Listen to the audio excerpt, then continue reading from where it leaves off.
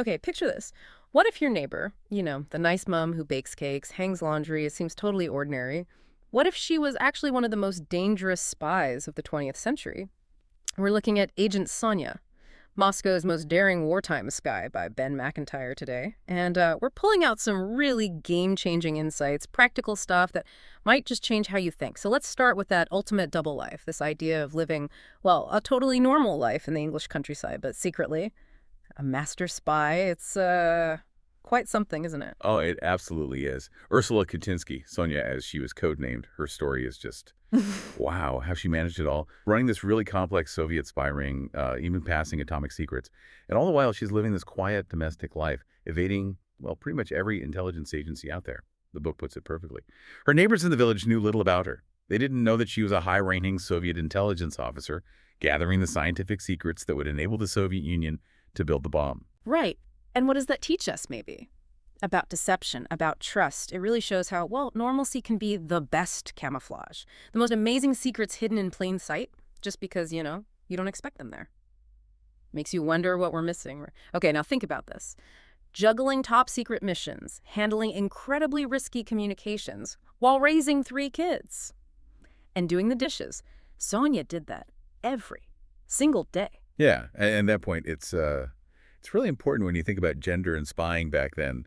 Sonya balanced these intense spy duties with motherhood, with running a household in a way that, honestly, male spies just never had to consider. And she actually used those stereotypes, exploited them. The book says, as the war raced to its bloody finale, Ursula was swept up in an exhausting whirlwind of espionage, child-rearing, and housework. People just didn't see a dangerous spy when they looked at a busy mother. Exactly, they just couldn't picture it. It's such a powerful example of that, hidden strength. Strategic invisibility, you could call it. Her story just shows how conventional expectations, well, they can be the perfect cover. It really challenges you to look past the surface, doesn't it? Now, before we get into how she evaded everyone, just a quick note. If you're finding this useful, this is Mindful Moments. It's our YouTube channel, and we offer AI, book analysis, summaries, critiques, all aimed at inspiring a bit of reflection and rational thought. Right, so here's where it gets, frankly, unbelievable. She was hunted by the Chinese, the Japanese, the Nazis, MI5, MI6, and the FBI. And Sonya. She outsmarted every single one, never got caught. It's an astonishing record. Her career spanned, decades, multiple continents. Yeah. And she just consistently slipped through the net. She was a master of what they call operational security, using disguises, incredibly complex codes hidden in things like knitting patterns. Knitting patterns, seriously. Yeah. Oh, yes. And just sheer nerve. Her ability to stay cool under just unimaginable pressure, sometimes with only minutes to spare. It's just extraordinary, as the book sums it up. Over the course of her career, she was hunted by the Chinese, the Japanese, the Nazis, MI5, MI6, and the FBI, and she evaded them all. An incredible track record. It speaks volumes about her psychological strength, doesn't it? Staying calm when everything's on the line. That's a lesson right there.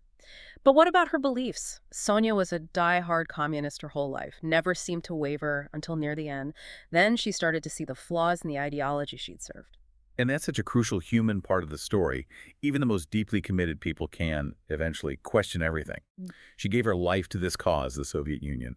But later on, especially by the 1970s, she had this realization. She admitted it herself in her final years, saying, what we thought was socialism was fatally flawed. It wasn't sudden, more like a slow dawning. Yeah, that journey from total faith to, well, critical thinking. Yeah. It makes you think about our own beliefs, doesn't it? And the courage it takes to actually reevaluate things you've held on to for so long.